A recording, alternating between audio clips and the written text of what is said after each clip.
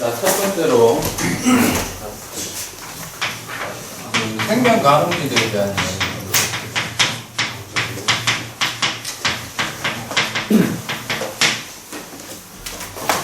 요 단원에서 이제 주로 얘기를 하고자 하는 첫 번째 포인트는 지금껏 파악해 본 바에 따르면 생명체는 어디에만 있다? 지구에만 있다. 그러면 지구에 생명체가 존재하기 위한 어떤 존재할 수 있는 여러 가지 이제 객관적인 정보들을 이끌어낸다 이 말이죠. 첫 번째로 일단은 어디 안에 있어야 된다? 생명 가능지대. 생명 가능지대는 쉽게 얘기하면 적당한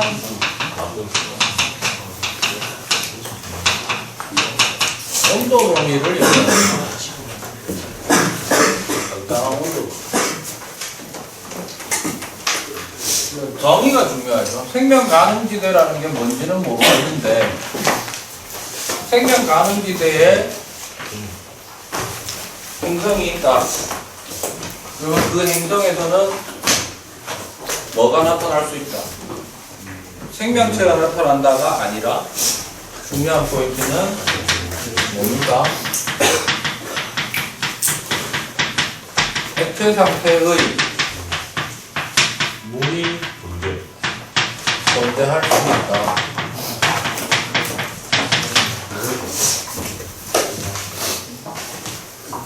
보통 이렇게 되죠. 중심별이고요. 중심별이라고 하는 거는 항성입니다. 그렇죠? 생명 가능지대는 누구 때문에 결정되는 거예요? 중심별은 중심별입니다. 그렇죠?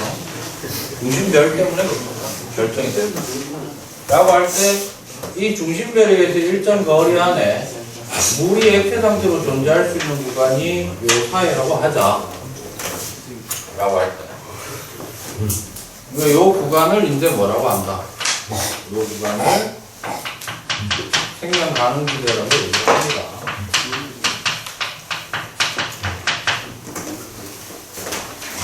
그럼 요 안에 들어있는 행성들은 일단 뭐가 존재할 수 있다? 액체 상태로 물이 존재할 수 있다. 그러면 중심별과 생명 가능지대보다 안쪽에 놓이게 되면 어떻게 됩니까? 기체. H2O는 있을 수는 있어요. 그죠? H2O가 뭘로 존재할 거다? 수증기, 그죠? 바깥쪽에 존재하면 H2O 쓰고 S라고 쓰면 얼음이 되겠죠. 그런데 이거는 뭐 크게 이설이 없는데 생명 가능지대보다 바깥쪽에 있어요. 어디에 있다고? 바깥쪽에 있는데 액체 상태의 물이 있을 수는 있다. 맞았죠? 맞아요. 그러니까 우리가 여기에서 좀 더 이제는 좀 정확해져야 된다는 겁니다. 뭐냐면 얼음이 있는 그 자체만으로 이미 얼음의 밑바닥에 있는 물이 존재할 수밖에 없어요. 물의 어떤 여러분들은 화학을 안 하지 않습니까? 화학을 안 하는데 물의 상태 변화가 좀 다른 게 뭐냐면 물이라고 하는 H2O라고 하는 물질이 가지고 있는 특성 중에 하나가 물을 제외한 H2O를 제외한 나머지 놈들은 압력을 강하게 가해가지고 입자들 사이의 간격을 어떻게 하려고 하면 좁히려고 하면 상태 변화가 기체보다는 뭐로 바뀌고 압력을 주면 줄수록 액체로 되고 액체 상태일 때 더 힘 주면 고체로 바뀌는 경향을 띠게 되는데 H2O는 좀 달라요. 물일 때가 최소 밀도야. 뭐라고? 물일 때가 최소 밀도이다 보니까 얼음 상태에서 압력을 줘버리면 부피가 어떻게 될까? 줄면서 뭘로 바뀌어버린다? 이 물로 바뀌어버린다.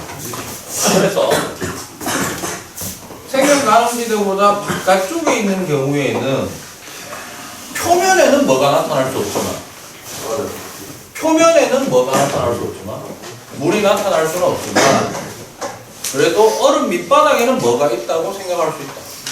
물이 존재할 수 있다고 생각할 수 있는 거예요. 그래서 우리가 액체 상태에 물이 존재한다? 여기에 하나 들어가야 되는 게 어디에서?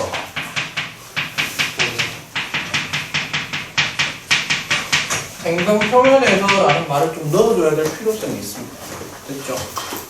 물론 이 조건만 만족한다고 해서 반드시 물이 액체 상태로 존재할 수 있느냐? 그건 또 아니에요. 뭐냐면 대기가 적절히 있어야 된다. 뭐라고? 대기. 그러니까 행성의 중력이 좀 어느 정도 뒷받침돼야 된다. 라는 거. 그런 정도로 좀 기억을 해 놓으시고. 중요한 건 이 생명 가능지대를 결정짓는 건 누구 때문이다? 중심별이다. 그러니까 정확하게 합시다. 생명 가능지대를 결정짓는 거는 중심별의 뭐 때문에? 중심별의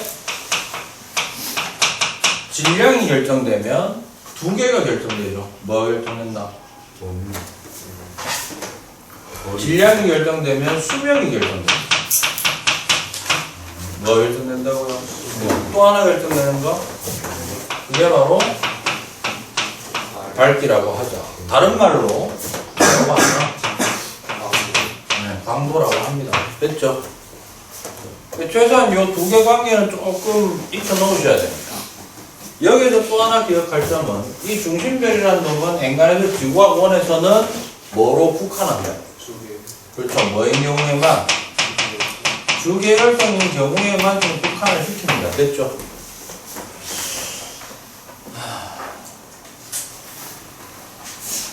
결국 이 생명 가능지대라고 하는 것은 뭐 때문에? 사실은 실질적으로 광도 때문에 이게 결정이 되는 거거든요. 됐습니까? 그러면 이런 포인트가 되죠. 밝기가 밝은 별일수록 생명 가능지대는 두 가지로 나눠서 얘기할 수 있죠. 첫 번째, 뭐로부터의 중심별로부터의 뭐를 결정할 수 있고 거리가 결정이 되죠. 얼마만큼 떨어졌느냐가 결정되고 두 번째로는요. 생명 가능지대의 뭐가 결정된다? 폭이 결정됩니다. 뭐가 결정된다고요? 폭. 예를 들어서 지금 이 별보다 얘가 더 커져 버렸다 라고 하면 생명 가능지대는 위치는 어떻게? 좀 더 멀어지고 폭은 더 넓어진다 이런 얘기죠. 반대로 중심별의 밝기가 좀 약하다 그러면 안쪽으로 들어오게 될 겁니다. 맞습니까? 그런 형태를 표현하는 아마 그래프가 되게 많죠. 그래서 여러분들이 좀 정리해 놓으셔야 되는 게 그 중심별로부터의 거리라든가 생명 가능지대의 폭은 결국 뭐에 비례한다고 하면 됩니까? 얘는 중심별의 밝기에 비례한다. 에너지 방출량에 비례한다 이런 얘기입니다. 됐습니까?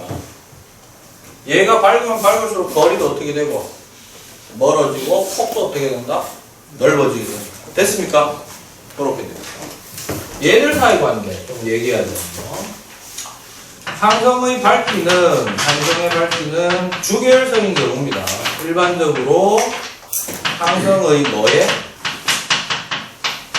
비례한다고 본다? 질량에 비례한다고 봅니다. 주계열성인 경우에는 원래 항성 질량 제곱에서 4제곱에 비례합니다. 정확하게. 됐어요? 그 다음에 뜬금없이 나온 게 이제 이거죠. 항성의 뭐는? 수명은 항성 질량에 어떻게 된다? 비례 반비례? 반비례합니다. 요거 주의하셔야 돼요. 항성은 대부분 핵융합을 합니다. 그죠? 주계열성은 대부분 수소 핵융합입니다. 뭐라고? 그러면 질량이 크다는 얘기는 그만큼 뭐를 많이 가지고 있다. 수소를 많이 가지고 있으니까 왠지 생각하면 많이 가지고 있으면 많이 가지고 있을수록 연료가 많은 거잖아요. 그죠? 그러면 태울 수 있는 시간이 어때? 길어져서 좀 더 오랫동안 버틸 수 있는 거 아닌가라고 생각하는데 여기서 빠진 게 뭐냐면 화력이 빠진 거예요. 뭐가 빠졌다고? 네, 한꺼번에 핵융합을 할 수 있는 가능성이 높아지면 높아질수록 핵융합에 차별시키는 그 핵융합 속도가 어떻게 돼버린다? 어마어마하게 빨라지더라 이런 얘기입니다. 즉 질량이 큰 놈일수록 수소가 핵융합하는 정도가 어떻다? 속도가 빨리 진행이 돼버리기 때문에 소모율도 어떻다? 높아지는 거예요. 됐습니까? 그래서 항성의 수명은 항성 질량이 보통 어떻다고? 반비례한다고 보는 거예요. 예를 하나만 들게요. 예를 들어서 우리가 가정하기를 항성의 수명은 항성 질량 제곱에 반비례한다고 합시다. 됐습니까? 우리가 알고 있는 게 수명이 하나 있죠. 누구? 태양입니다. 대략 이제 몇 억 년 정도 남았죠? 50억. 대략 50억 년 남았다 그러죠. 지금까지 살아온 게 얼마인데? 50억. 대략 한 50억 년쯤 됩니다. 길게 보면. 그러면 대략 태양은 바꿔 얘기하면 태양 정도의 질량을 가진 항성은 수명이 어느 정도 된다. 그 수명이라고 하는 거는 주계열성으로서의 수명을 얘기하는 겁니다. 뭐로서의? 주계열성으로서의 수명이 대략 한 100억 년 정도 되네 이 말이죠. 그럼 이해 해볼게요. 태양의 질량보다 2배짜리인 주계열성이 발견됐습니다. 걔는 수명이 얼마다? 태양보다 질량이 2배래요. 걔는 수명이 얼마다? 50억 년이 아니지. 내가 지금 뭐라고 가정하면 하자 그랬어. 그냥 반비례하는 게 아니라 제곱이 반비례하자고 봤잖아. 그럼 얼마 돼요? 25억 년 되죠. 이해됐어요? 만약에 태양보다 질량이 반이다. 그러면 수명은? 네. 4배 되죠. 400억 년 됩니다. 맞습니까? 그래서 우리가 이 얘기를 할 수 있는 거예요. 이제 연결합니다. 생명 가능지대라는 거는 분명히 항성이 존재하면 그것 때문에 발생을 하잖아요. 그죠? 요거 좀 빼고 얘기해 볼까요? 자, 이런 그래프 본 적 있죠? 왜냐하면 세로축이 보통 이제 뭐 밝기 뭐 질량이라고 줬다고 합시다. 질량. 그 다음에 가로축을 거리라고 잡았을 때, 대략 뭐 여기를 놓을까요? 1. 그 다음에 한 이쪽 위를 2. 이렇게 놔볼게요. 됐죠? 상대적 비율입니다. 얘가 태양이라고 할게요. 누구? 1을 6으로 놓자. 태양으로 놨을 때, 태양 때문에 생기는 대략적인 생명 가능 지대의 범위를 예를 들어서 여기에서 여기까지다. 이렇게 생긴다고 했을 때, 태양보다 질량이 크면 생명 가능 지대의 범위는 어떻게 된다고? 거리는 멀어지고, 뭐 한 이쯤 멀어지고, 그 다음에 폭도 어떻게 된다? 넓어진다. 이렇게 되죠. 그 다음에 이 정도 하면 2분의 1 정도 되겠네요. 그죠? 그러면 여기는 가까워지고 좁아지고 이렇게 되죠. 그래서 이거를 한꺼번에 쭉 연결한 게 이런 식으로 이제 그래프 나타나잖아요. 보통 교과서나 우리 뭐 지금 가지고 있는 교재 같은 경우에 있는 겁니다. 맞아요? 이렇게 됩니다. 그죠? 그럼 제가 이제 물어보는 게 이거예요. 일단 이 안에 어디든지 일단 행성이 존재한다. 뭐가 존재한다? 행성이 존재한다면 공통적으로 어디 안에 들어가 있는 거는 맞아요. 생명 가능지대 안에 들어가 있는 거는 맞지? 따라서 H2를 가지고 있고 기본적인 대기압 조건만 맞다면 아씨 하필이면 이때 헬리가 지나고 지랄이고 딱 것도 아니고 만약에 대기압이나 이런 조건들이 맞다면 이 행성들은 행성 표면에 뭐가 존재할 수 있다? H2가 있다. 물은 존재할 수 있다 이 말이죠. 됐습니까? 그런데 다른 조건이 다 만족한다 하고 지구와 비슷한 환경이다라는 조건이 된다 하더라도 이 중에 생명이 존재할 확률은 어떻게 될까요?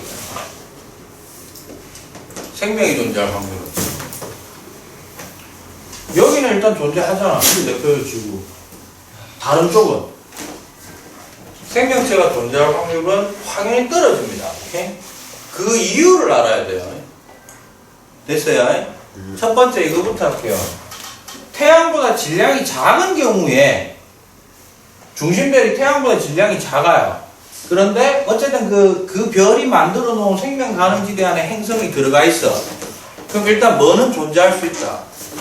액체 상태의 물은 표면상에서 나타날 수 있을 것이다. 근데 생명체가 존재하기에는 너무너무 어려워. 왜? 왜요? 중심별 질량이 분명히 작은 놈이죠. 태양보다는. 그러나 이거는 있죠. 여러분들이 물집안이니까 만유인력은 사실 질량이 중심체 질량이 비슷하다고 생각하면 영향을 더 크게 받는 건 질량입니까? 그 질량체까지의 거리입니까? 만유인력은 보통 뭐에 비례합니까? 중심간 뭐에? 거리 뭐에? 제곱에 반비례하고 질량 곱하기 질량 이래야 되는 거 아니에요? 그죠? 그럼 예를 들어서 내가 지금 이랬단 말이야. 여기 들어있는 놈이 전부 지구하고 동일한 놈이라고 하자. 그럼 질량 전부 어때? 동일한 놈이죠? 맞아요. 그 다음에 생명 가능지대가 분명히 이렇게 형성됐다라고 하는 건 여기 있는 중심배는 분명히 얘보다는 어때? 작은 놈이지? 그럼 질량이 반으로 줄었으면 뭐? 만유인력도 반으로 줄지? 반으로 줄어요? 아니에요. 왜냐하면 거리가 가까워지는 게 가까워지고 멀어지는 게 좀 더 어때? 효과가 크죠? 그럼 이래 되는 거예요. 여기 있는 태양이 요 안에 여기 있는 행성에 작용하는 중력에 비해서 가까워지면 가까워질수록 작용하는 힘이 어떻다? 중력의 영향이 어떻다? 즉 가까우면 가까울수록 중심별이 행성에 미치는 뭐가 커진다? 중력이 엄청나게 커져요. 됐어요? 그럼 이 말입니다. 가까이 놓여있고 중력이 커졌으니까 얘는 공전을 어떻게 해야 돼? 빨리 해야 되겠지? 증거가 있어. 누구 공전 주기가 빨라? 아니 공전 속도가 빨라. 우리 태양계 안에서도.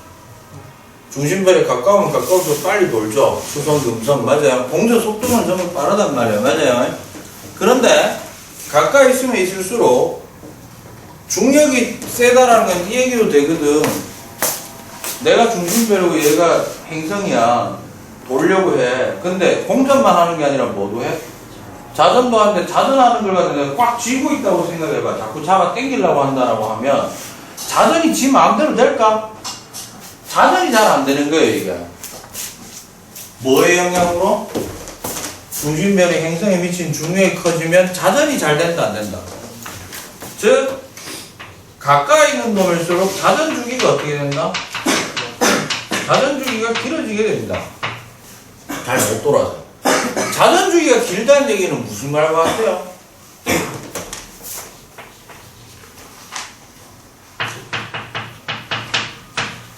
낮밤 변화 주기가 어떻다? 되게 길다는 얘기가 되겠죠? 나중에 길어지다 보면 뭐하고 동일해진다? 이게 공전 주기하고 비슷해지는 놈도 있어요. 수성인 경우에, 뭐인 경우에? 수성인 경우에는 제가 알기로 아마 공전 3번 하는 동안 자전을 5번 해요. 그럼 거의 어때? 거의 자전 주기하고 공전 주기가 어떻다? 그럼 자전을 정말 천천히 한다는 얘기 아닙니까? 맞아요. 그러면 이 말이네. 태양빛이 비춰지는 영역은 비춰지는 영역의 시간이 어때? 유지되는 시간이 길고 어두운 쪽은 또 그 상태로 길고. 맞아요. 즉 설사 H2O가 있다 하더라도 액체 상태로 표면상에 존재할 만한 공간이 많다 적다? 경계 부분 외에는 잘 없을 겁니다. 맞아요. 또한 낮과 밤의 차이가 심하게 나니까 생명체가 설사 존재한다 하더라도 생명체 주기가 맞아 떨어질까? 떨어질 확률이 대단히 높다 이 말이에요. 알겠습니까? 됐어요? 즉 다시 말해서 태양보다 중심별의 질량이 작아서 그 작은 놈이 만들어낸 생명 가능지대 안에 어떤 행성이 있다. 여기에 액체 상태의 물은 표면에 어쨌든 존재할 확률은 있겠지만 생명체가 존재할 확률이 떨어진다. 이유는 뭐 때문이라고? 어떻다? 자전주의가 어떻다? 자전주의가 어떻다? 상당히 길어서 낮밤 주기가 일반적이지 않다라고 대답을 하시면 되겠습니다. 알겠어요? 그 다음에 멀리 있는 놈 같은 경우는 어때요? 멀리 있는 놈. 생명체가 존재할 확률이 떨어진다라는 게 바로 뭐 때문이에요? 멀리 있을수록 멀리 따른 얘기는 지금 중심별의 질량이 어떻다는 얘기입니까? 태양보다 크다는 얘기죠. 문제는 이거예요. 여기에도 역시 액체 상태의 물이 표면상에 존재할 확률은 뭐 지구하고 비슷할 겁니다. 그죠? 생명 가능 지대 안에 있으면. 근데 생명체가 존재할 확률이 떨어진다 라는 것은 왜 그러냐? 문제는 얘 때문이죠. 바로 뭐냐 하면 질량이 크면 클수록 수명이 어떻다? 수명이 엄청나게 짧은 거죠. 질량이 클수록 아까 수명이 짧다 그랬죠. 그래서 예를 하나 들었잖아요. 태양보다 질량이 2배다. 수명이 얼마로 줄어든다? 4분의 1이잖아요. 25억 년이네. 그럼 이래 됩니다. 지구의 최초의 생명체가 등장한 게 대략 얼마 전쯤인 줄 압니까? 왜 그래? 10,000년 전에 탄생해야 10,000년 만에 이만큼 진화를 다 했어? 대략 한 27억 년 전이라고 보고 있어요.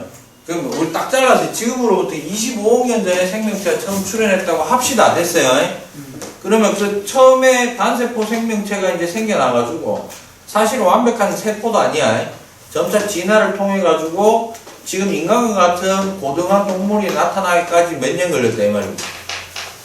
25억 년 걸렸다는 거잖아요. 맞아요? 근데 25억 년 전에 최초의 생명체가 탄생했다라는 거는 바꿔 얘기하면 지구가 탄생하고 몇 억 년이 지나서야 세포가 만들어졌다는 얘기야. 대략 25억 년이 지나서야 겨우 뭐? 만들어졌다는 얘기죠. 그럼 이 말이네. 얘는 기껏해야 오래 살아봐야 몇 억 년 산다고? 25억 년 사네. 겨우 죽을 때쯤 되면 여기 뭐 생긴다? 생명체가 지구하고 비슷한 환경이라 하면은 생길 거잖아. 이 말이죠. 근데 생겨났는데 곧 어떻게 된다? 주기혈생으로 인생은 끝나는 거 아니야. 뭐 그 다음 단계로 발전하고 나면 밀리 나거든. 이해됐어요? 즉 태양보다 질량이 크고 그로 인해 생긴 아주 멀리 넓게 편성된 생명 가능지대 안에 행성이 있다 하더라도 생명체가 존재할 확률이 떨어지는 이유는 이거는 뭐라고 하면 된다? 항성 수명이 어떻다고? 항성 수명이 어떻다? 어떠서? 짧아서 생명체 발생 및 진화하는데 시간이 어떻다? 부족하다. 이렇게 접근하시면 되겠습니다. 알겠습니까? 생명 가능지대에서 물어볼 수 있는 내용은 그나마 물어볼 수 있는 내용은 이 정도가 다라고 보시면 되겠습니다. 됐죠? 됐어요?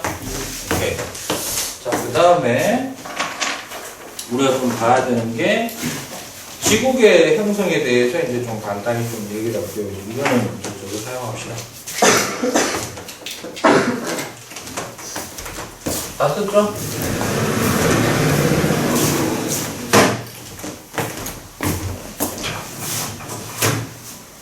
자, 두 번째로 지구계 환경입니다. 그죠? 구성이 보통 어떻게 되어 있다고 얘기합니까? 기권, 수권, 직권, 그 다음에 생물권, 그리고 뭐를 하나 쓸 거였는다. 외권이죠. 외권 그러면 그냥 보통 뭐를 많이 얘기하느냐 하면 뭐요? 자기권을 대표적으로 이제 얘기 많이 하는 겁니다. 이렇게 되죠? 지구계에 대해 가지고 시험 문제 내면 주로 뭘로 나올까요? 이게 좀 사람 좀 괴롭히는 계력과 같은 내용이에요. 뭐냐면 중학교 때 이거 해야 하잖아. 몇 학년? 1학년 아닙니까? 최근에 내 바뀐 중학교를 못 봐서 하는데 1학년 아니면 2학년에 있어요. 3학년은 아닐 거고. 됐어요? 그럼 거기서 배웠던 내용은 기본적으로 좀 알고는 있어야 돼요. 그 내용이 뭐냐면 이거예요. 일단 생물권은 지구과학에서 많이 할까 안 할까? 없다란 뜻이 아니고 별로 안 다룬다는 뜻입니다. 알겠습니까? 안 다루고요. 일단 기수지에 대해서 얘기를 많이 하겠지. 맞아? 기술지에 대해서 얘기할 때 첫 번째 여러분들이 기본적으로 알고 있어야 되는 게 바로 뭐냐면 얘네들의 뭐를 알고 있어야 된다? 층상 구조를 알고 있어야 됩니다. 그래서 제가 기회를 한번 드릴게요. 항상 기준은 어디에서부터 시작하느냐면 지표에서 시작합니다. 어디서 시작한다고? 그러면 기권은 지표에서부터 어디로? 지표에서부터 어디로? 위로 올라가면서 보통 얘기하고, 수권하고 직권은 지표에서 수면에서 아래로 내려갈수록 됐습니까? 그래서 요걸 한번 찾아는 보세요. 자, 기권의 충상 구조는 제일 아래쪽에서부터 대륙권, 그 다음 뭡니까? 성층권, 그 다음에요 중간권, 그 다음에 열권입니다. 그죠? 이렇게 구성되어 있고, 그 다음에 수권은 수면에서부터, 수권은 제일 위에를 혼합층이라고 합니다. 뭐라고 한다고요? 혼합층. 그 밑에를 수온약층, 그 다음 제일 아래쪽을 심해층이라고 얘기합니다. 얘들 둘이는 공기하고 물은 유체입니다. 뭐라고요? 유체는 이게 전부 다 뭐냐면 이렇게 돼요. 높낮이에 따른, 그럼 높낮이라는 거는 뭐냐면 이거에 돼요. 기권은 고도에 따라서, 뭐에 따라서? 높이. 수권은 수심에 따라 높낮이 됐어요. 높낮이에 따른 무슨 변화를 가지고 이걸 했는데, 뭐를 가지고 나누는데? 온도 변화를 가지고 나눈 거예요. 근데 얘네들이 유체입니다. 뭐라고? 유체는 밀도 변화에 따라서 안정도가 결정됩니다. 뭐가 결정된다고요? 특히 대기 안정도는 대기 오염 파트에서 좀 중요하죠. 즉 여러분들이 높낮이에 따른 온도 변화를 한다는 걸 알고 있으니까 요거 좀 할 줄 알아야 됩니다. 안정도 판별. 뭐라고? 안정도 판별이에요. 그 제가 이런 얘기 한 적 있잖아요. 자, 세로축이 높낮이에 해당한다. 됐어요? 그래프가 뭔지는 모르겠으나 예를 들어서 그래프가 어쨌든 간 오른쪽 위로 올라가는 그래프입니다. 얘는 안정 불안정. 안정 불안정. 야, 위로 올라갈수록 온도가 어때? 위로 올라갈수록 온도가 어때? 에이씨, 봐봐. 위로 올라갈수록 온도가 어때, 이 그래프가? 높아지는 거지. 유체는 일반적으로 온도가 높으면은 가벼워, 무거워? 가벼워요. 온도가 높을수록 가볍거든. 그러면 위로 올라갈수록 가벼운 게 놓여있네? 안정, 불안정? 안정. 이게 안정이야. 됐어요? 그 다음에 왼쪽으로 위로 올라치고 올라가는 그래프는 이건 뭐? 이건 불안정이에요. 근데 이 불안정한 경우에는 대부분 유체라면은 가만히 있나 움직이나? 유체니까 움직이죠. 대부분 뭐가 일어난다? 아래 위로 움직이는 거. 뭐가 활발히 일어난다? 대류가 활발히 일어난다? 같은 말로 이런 말 많이 쓰죠. 뭐가?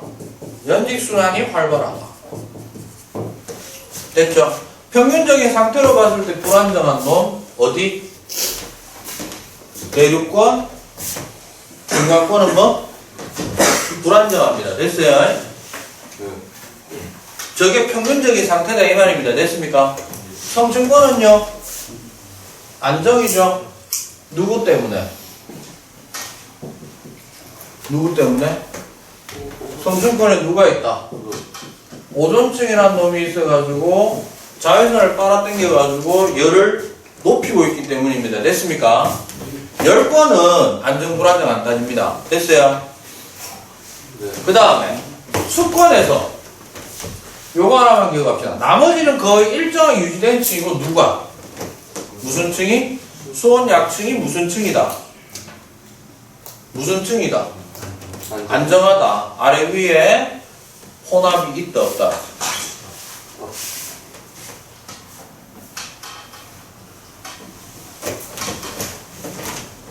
이씨, 확. 그죠? 그 다음에 직권.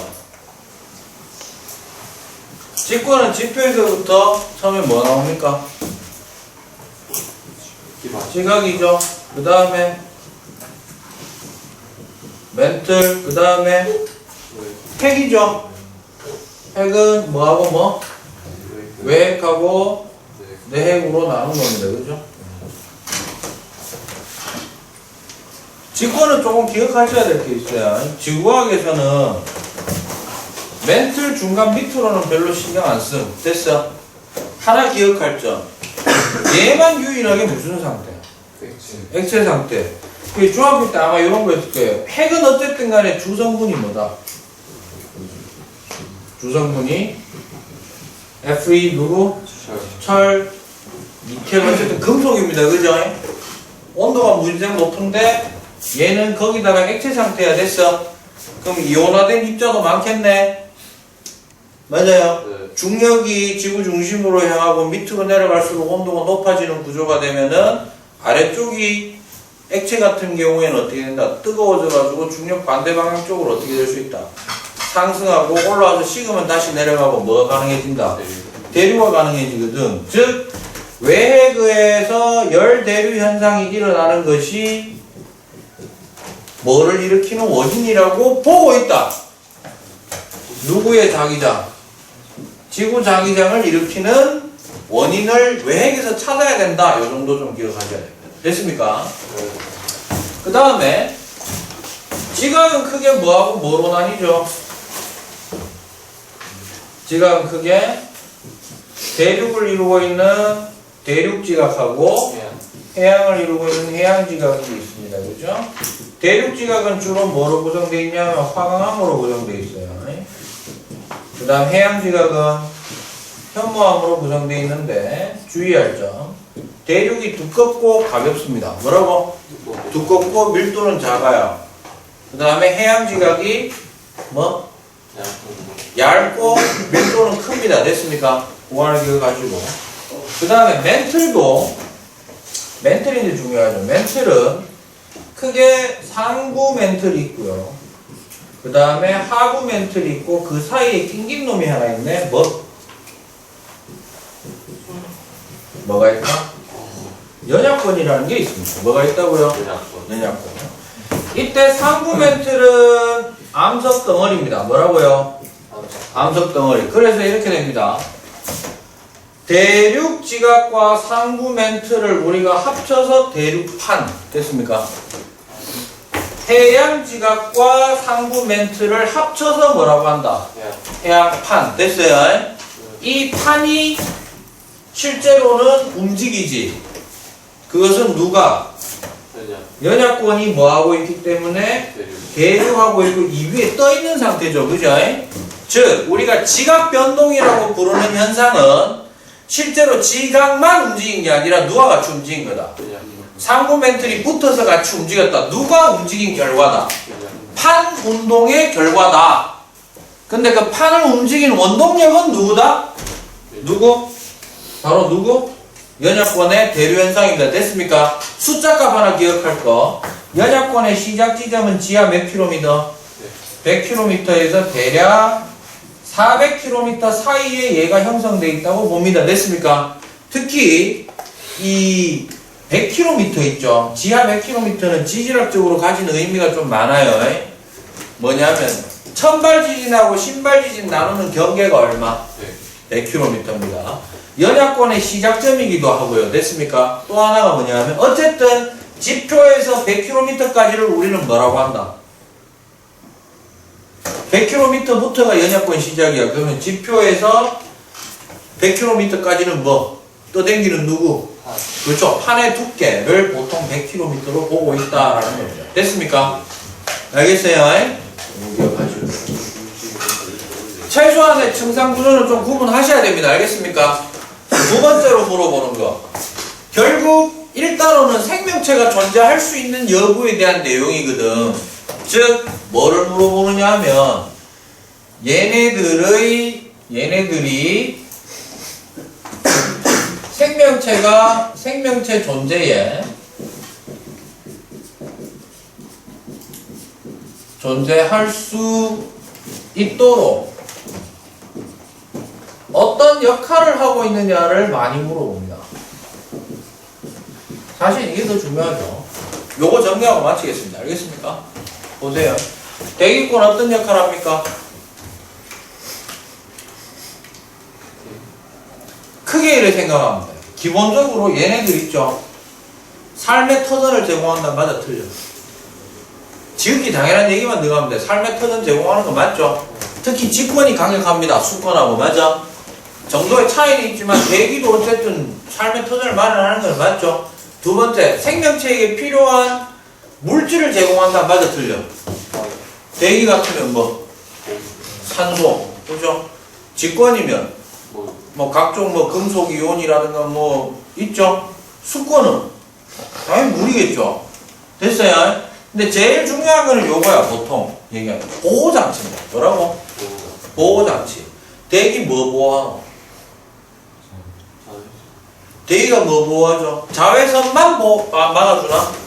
그게 아니고 태양에서부터 입사되는 여러 파장 영역대 중에 주로 짧은 파장대. 뭐라고? 짧은 파장. 그 고에너지죠. 고에너지 파동을 좀 막아주고 있다. 됐어요? 특히 그 중에 대표적인 게 자외선을 누가 막아준다? 오존이 막아주고 있다. 오존층에서. 됐어요? 수권은요? 야, 오존층이 없으면 지구에 있는 모든 생태계가 다 죽어? 물속은 살아. 물은 애초에 원래부터 자외선 필터링이 돼. 물 자체가. 됐어요? 그러니까 물은 이제 보통 수권은 물어보면 이런 거 많이 해주죠. 물이 비열이 어때? 커서 되게 크죠? 온도가 잘 변해, 안 변해? 안 변한다. 즉, 보온 유지를 해준다라는 의미. 뭐 그런 게 이제 많이 들어갑니다. 됐습니까? 직권이야 뭐 당연히 이제 삶의 터전적인 측면이 있고요. 됐어요? 요거는 뭐 하는데? 자기권의 역할. 빛이 들어오는 걸 막아주는 건 보통 대기권에서 많이 막아주죠. 근데 그거 말고 태양에서 지구 쪽으로 바로 입자가 날아올 때도 있지. 그거를 고에너지 입자라고 얘기합니다. 초속 400km 이상인 것들. 됐어요? 그걸 막아주는 게 누구? 바로 자기권 되겠습니다. 됐습니까? 특히 이제 벤 앨런대라는 게 좀 나오죠. 간혹. 그 중에 외대가 뭐가? 외대가 고에너지 입자를 막아내는 흔적이다. 이렇게 보시면 되겠습니다. 됐나요? 오케이? 요런 정도로 좀 정리를 하시면 될 것 같습니다. 됐죠? 시험에 나오는 건 다시 한번 얘기하면 생명 가능기대는 요관계 많이 나옵니다. 요관계. 그리고 그림. 됐죠?